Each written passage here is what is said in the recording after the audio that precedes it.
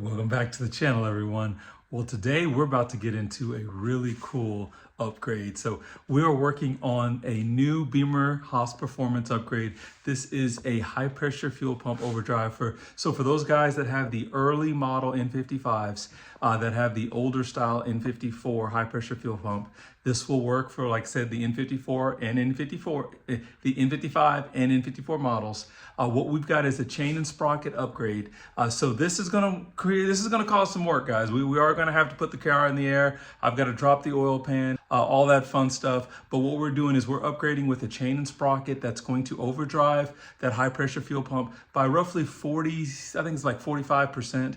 So it's just basically a smaller sprocket. It is a BMW sprocket. So this is some really cool stuff. So what I'm gonna do is I'm gonna turn the camera around, show you guys what we have, and we'll jump right into this install.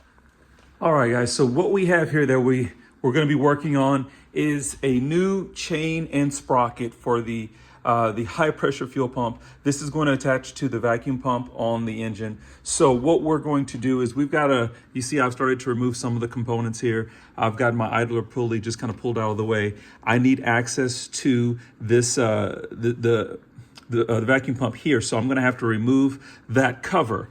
But what you will see here is the stock chain and sprocket. It is a larger sprocket and it is a continuous chain. So what I'm doing here is I'm going to add in a smaller sprocket, which, as you can see, this is a BMW sprocket that has been machined to fit this vacuum pump. The smaller sprocket will help help the high pressure fuel pump overdrive, but I think it's by roughly about 46% by going with the smaller sprocket.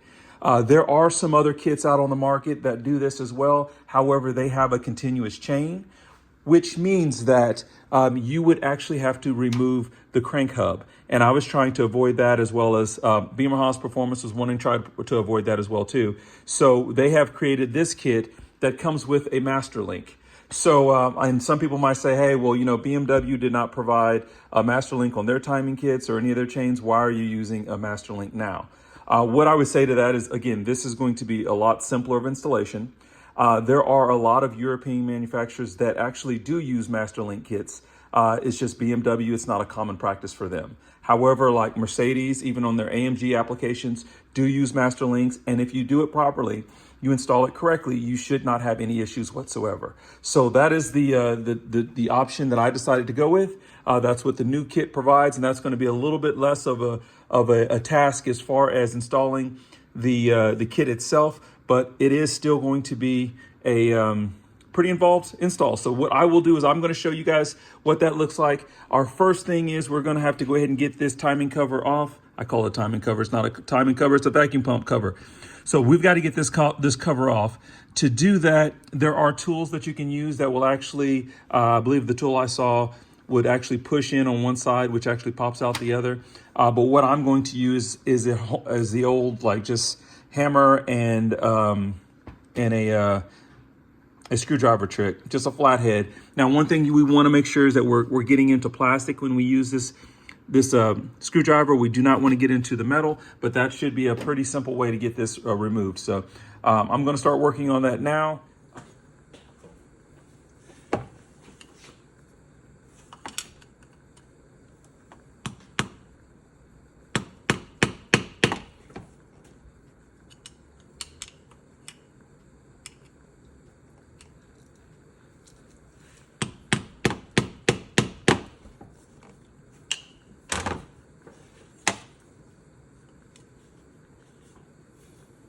Okay, so I don't know if you guys are going to be able to see this. So let me take you off the tripod real quick here.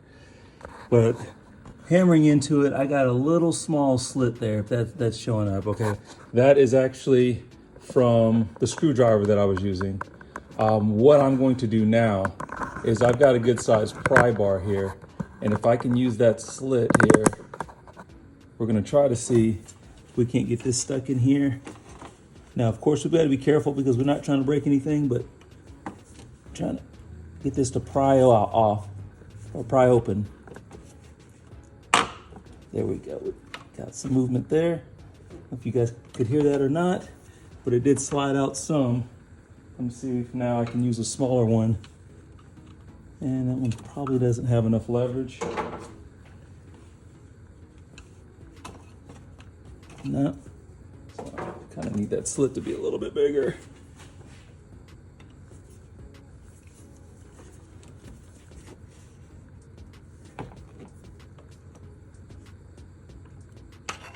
Yeah, I might need to make the slit bigger here.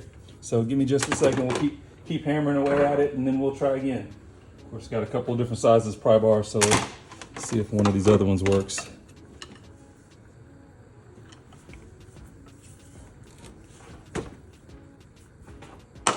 There we go. There we go. Popped it off. So, as you guys can see, about that size pry bar is what did the trick for me. Get this off the tripod. And you can see there, it's really hard to see. Let me get another light out. Sorry guys. Okay, you can see down there, there is my sprocket, my chain and sprocket now. There it is. So I wanted to make sure I could get access to it. Now I'm gonna go ahead. So fellas, a couple of hours have passed since we took this since we took this vacuum pump off. So as you guys can see, I've had a little bit of fun here. The oil pan is now completely removed. So as you can imagine, I went through, loosened up all of the oil pan bolts. You can see the subframe is still there. It's hanging. However, it has been loosened up. So as you guys, if anybody that's removed their front subframe knows that there's 3 larger bolts that actually go up into the frame. So those 3 bolts have been removed. There's 1 bolt that goes into the side here. Actually, you kind of sneak it in through that little hole there. That's another mounting spot for that subframe. That has been removed. And then disconnecting it from the control arm. And really, it's kind of being held up by the other control arm right now. But that's actually just kind of keeping that kind of floating in place. But that was enough for me to be able to lower that oil pan completely out of there. We shall see if I need to just go ahead and remove the subframe altogether, or if I can get work done with it hanging in place. So that's the next test there, okay? But what we're gonna do now, and I don't know if I'll have room to do this, but we're gonna put a socket here. I think that should probably be like a T50, which, let's see here, I may have hanging out around here somewhere, or actually it's right here. So this is a T50. I'm hoping that this is going to be the right size. If not, I'm gonna have to run to the store. So let's give that a shot. Well, I'll be back with you guys here shortly. Okay, I'm back. We swapped out. It is not a T50. Well, originally I had a T60 in my hand. I tried the T50, it is not a T50. It is a T55. So this T55 will slide right here on the sprocket. If I can get it to go now. And sorry for the lighting, guys. I promise I had it in there before. There it is. Okay, so T55 is probably easiest to break that loose with an impact. So I'm gonna get that knocked off real quick. Once we do that, we can probably grab, there's a tensioner on this chain. So what we'll wanna do is kind of release some of this tension so we can remove the sprocket. And so I'll be back with you guys in shortly and we'll take a look at that. Finally got this little sprocket bolt to break loose. Sorry I had to do it off camera. End up using my big breaker bar and had to use an extension as well as the T55. In doing so, slapped the mess out of my radiator here. So, and I'm sure I'm gonna have a nice red thumb here for a couple of days, or in a couple of days. But that bolt is now broken loose, so we can get that to come off. And once we do, like I said, we're gonna release some tension there so that we can get that chain off. And then we will keep moving from there. So progress is being made. I don't know, you, again, probably very difficult to see there, but I will be back with you guys shortly. Okay. Of course, I want to get this bolt out without dropping it, which I guess if I did drop it, it would just fall down to the bottom. But either way, it's coming.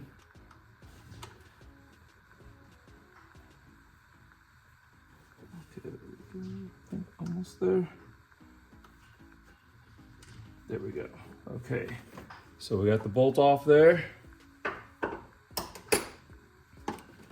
See if we can. Now I can see here that you can push back on that chain there. I don't know if I'll need to do that with my finger while I'm trying to get this chain off, or the sprocket off, but a little difficult to do from this position, but we're gonna try our best. Sorry guys, this isn't the easiest thing to see here, but as you guys can see, I finally got the sprocket out. Sprocket is now on the table, and the chain. So this is the original sprocket that's on there, and you can see the BMW marking there on this one here. There's the BMW. This is the replacement sprocket. As you can see, it is about, I think it's roughly 46% smaller, which again is going to allow you to overdrive this vacuum pump by 46%. So we'll grab my flashlight here. And again, apologize because this is a little difficult to see, but what you will see here is, pull into place, there is our chain hanging. So we were able to work it down so that it's actually hanging there. Now you can see one end is still around the hub, but again, this is allowing us to do this modification without having to remove the hub. So now what I'm going to do is I'm gonna grab probably my angle grinder. We are not reusing this chain, so there's really not a reason for me to baby it or trying to remove a link. I'm just going to cut the chain off, and we will be back with you guys shortly. Okay guys, I don't know if you guys are gonna be able to see what I see here, but we're gonna attempt to cut this chain out here. So here the chain is hanging. What I'm going to do here, trying to figure out the best way to come in. Maybe I come in from the side here. Let's see here. This may work, this may not. Yeah, okay. So we're gonna try to cut through this chain, make sure that I'm not interfering with anything else. Yeah, okay, that all looks good. All right.